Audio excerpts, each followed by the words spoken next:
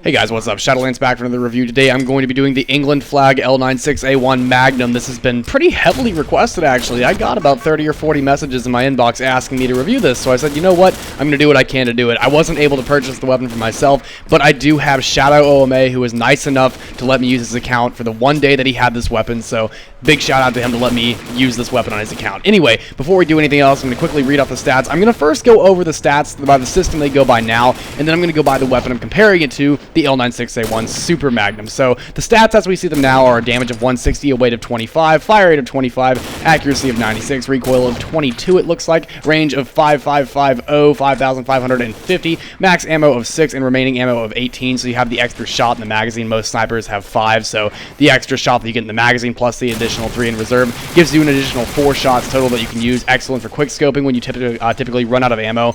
I wouldn't be using this weapon at longer ranges for the most part, but it definitely is more versatile than most other L9 series weapons, L11 series weapons for longer range, so it's a little more versatile than your typical L96A1. It definitely feels that way and has better damage drop off to boot. I will be proving that later with some shots and clips that I got near the end of the video. Now, comparing this to the L96A1 Super Magnum, by the old standards, we see that the damage is 100, the portability was what was called a 45 portability. That's different now.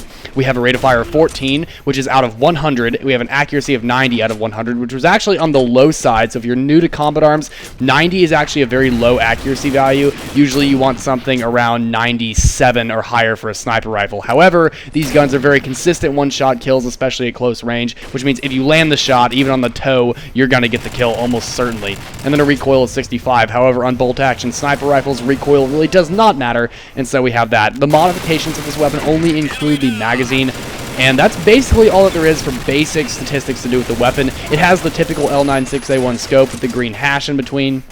And now as far as the overall performance of the weapon and how I feel about it. Honestly, I feel like it's pretty solid. I'm very pleased with this weapon. I'm not so pleased with the price tag of, I believe it's $45 for it, so I think that's a little bit ridiculous, although Nexon is very well known for doing that, so if you're already used to paying those price tags for these big weapons, this is one that I actually would recommend picking up if you're able to afford it. It is a very good weapon. I'm very pleased with the gameplay, honestly. It didn't tank very much. I can count the number of shots that I had tank over the course of like 5 games on one hand. I had fewer than 3 or 4 tanking experiences, and most of the ones that did tank were at extremely long ranges, so at that point you're looking at a 2-shot kill with pretty much any sniper anyway, no matter how consistent they are.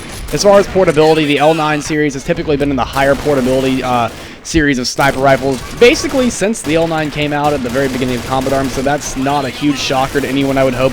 It is a relatively moderate rate of fire weapon. It isn't particularly high. I know some snipers can get up to 16 for bolt action. I'm not obviously excluding semis here and full autos, but they typically can reach up to around 16. However, the lower end is typically around 12, so 14 is comfortably right in the middle, so that's not too big of a deal if we're comparing this to the Super Magnum. The accuracy of 90 is really on the low side, and you will feel that. I do not recommend precision sniping with these things. You'll see me pull off a few of those shots here, but I wouldn't recommend banking your money on that, especially if you're playing in a competitive match. It's not going to be a good idea. Now, where this weapon really shines, though, is quick scoping, hence why my first gameplay here is Junk Flea, and I performed relatively well, I gotta say.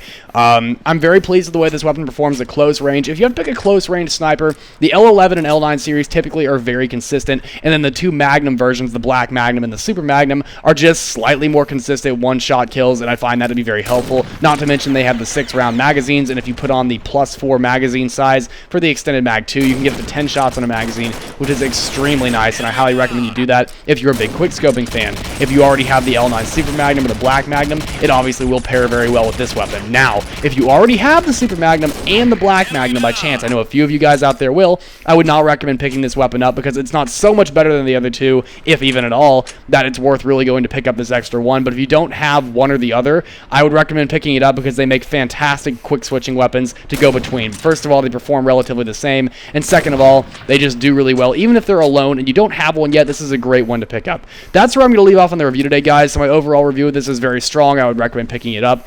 But thank you guys for watching. Please rate, comment, subscribe, and I will see you guys in the next video. Shadolance out. Fire in the hole!